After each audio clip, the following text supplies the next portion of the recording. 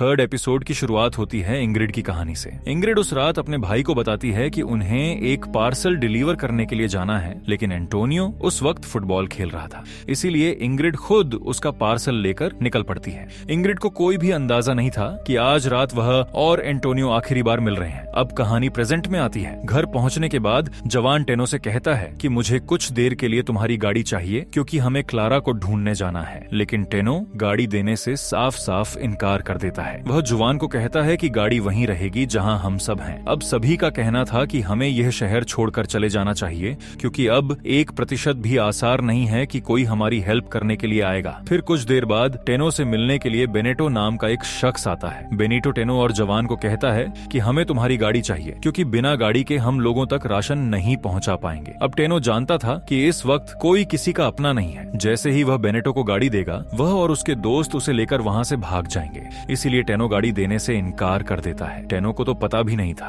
कि उसके और बेनेटो की बातचीत के दौरान ओमर उनकी गाड़ी चुरा कर ले जाएगा। फिर ओमर जैसे ही कुछ दूरी पर पहुंचता है तो एक ब्रिज के नीचे उसे एक अजीब सा दृश्य दिखाई देता है। उसे समझ में नहीं आता कि आखिर यह सब है क्या, लेकिन तभी गाड़ी अपना नियंत्रण खो देती है और ओमर उसे लेकर एक दुकान में घुस जाता है। दूसरी तरफ जवान और एलिना क्लारा के स्कूल में पहुंच चुके थे। फिर एलिना जवान को क्लारा की एक ग्रुप फोटो दिखाते हुए कहती है कि यही हमारी बेटी की दोस्त लूना है। फिर जवान स्कूल के बाहर कोई गाड़ी ढूंढने के लिए चला जाता है ताकि वह लोग लूना के घर तक पहुंच सके। जब जवान गाड़ी ढूंढ रहा था तो तभी उसे कुछ अजीब से ख्याल आने लगते हैं। वह देखता है कि उसकी बेटी क्लारा किसी की गोद में लेटी है और पास में ही एक टावर में भी आग लगी हुई है। फिर जवान इन सभी बातों को नजरअंदाज करके एक गाड़ी लेकर एलिना के पास पहुंच जाता है। कुछ देर बाद एलिना को किसी के दरवाजे पीटने की आवाज आती है। फिर एलिना ये आवाज सुनकर घबरा जाती है क्योंकि इस वक्त उसके और जुवान के अलावा पूरे स्कूल में कोई नहीं था। फिर तहकीकात करने पर उन्हें पता चलता है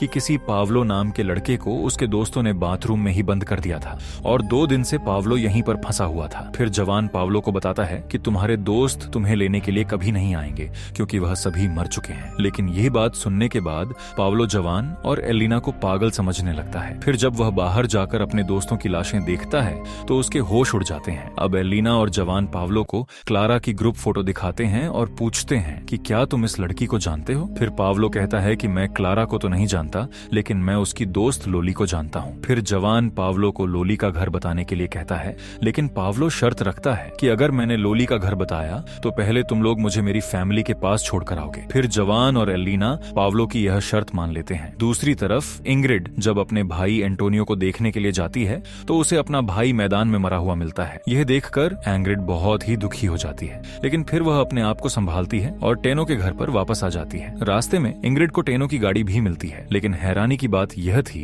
कि उस गाड़ी में कोई नहीं था। दूसरी तरफ जवान, एलिना और पावलो लोली के घर पहुंच जाते हैं। फिर जवान पावलो को कहता है कि तुम गाड़ी में ही रुको और तब तक मैं और एलिना लोली से मिलकर आते हैं। फिर जवान जब अंदर जाता है तो उसे लोली की पूरी फैमिली मरी हुई मिलती है। उन सभी के बीच एक लड़की और भी थी जिसको देखकर जवान को थोड़ा अजीब ख्याल आने लगते हैं, लेकिन जब जुवान उसका चेहरा देखता है तो उसे थोड़ी तसल्ली होती है क्योंकि वह क्लारा नहीं थी। फिर कुछ देर बाद पावलो पीछे से माँ माँ कहकर चिल्लाने लगता है। इसका मतलब यह लोली की नहीं बल्कि पावलो की फैमिली थी और पावलो उनको झूठ बोलकर यहाँ पर ले आया था ताकि वह पहले अपनी फैमिली से मिल सके। अपनी फैमिली को मरा हुआ देखकर पावलो को तेज बुखार हो जाता है। फिर एलिना जवान से कहती है कि हमें पावलो के लिए कोई दवा लानी होगी क्योंकि अब इसका कोई भी नहीं है और हमें ही इसका ख्याल रखना होगा। एक बार तो जवान मना कर देता है, लेकिन जब एलिना उसे समझाती है कि अगर यह हमारा बेटा होता और इसको हेल्प की जरूरत होती तो तुम दूसरों से क्या उम्मीद करते। फिर जवान एक मेडिकल स्टोर के बाहर अपनी गाड़ी रोकता है। तभी जवान और एलिना जब उस स्टोर से दवा ले रहे थे तभी अचानक एक प्रेग्नेंट महिला बाहर से मदद के लिए आवाज लगाती है। अब एलिना एक डॉक्टर थी, इसलिए अपना फर्ज निभाने के लिए वह बिना कुछ सोचे समझे स्टोर का दरवाजा खोल देती है। फिर जैसे ही वह महिला अंदर आती है वह तुरंत एक गन निकालकर अपने साथी को भी वहां पर बुला लेती है। दरअसल यह दोनों कपल्स जवान की गाड़ी हथियाने के लिए आए थे। फिर जैसे ही उन्हें गाड़ी की चाबी मिल जाती है वो लोग जुआना और एलिना को एक रूम के अंदर बंद करके वहां से चले जाते हैं। फिर जवान चिल्लाते हुए कहता है कि पावलो हमारी हेल्प करो, लेकिन पावलो तो दरवाजा खोलने के मूड में ही नहीं था क्योंकि अपनी फैमिली को मरा हुआ देखकर पावलो की मानसिक स्थिति खराब हो गई थी। लेकिन जब एलिना उसे प्यार से दरवाजा खोलने के लिए कहती है तो पावलो मान जाता है। अब जवान, एलिना और पावलो वापस से टेनो के घर के लिए निकल पड़ते हैं। फिर चलते चलते जवान उसी ट्रेन के पास पहुंच जाता है जहां उसने लाखों की संख्या में लाशें देखी थीं।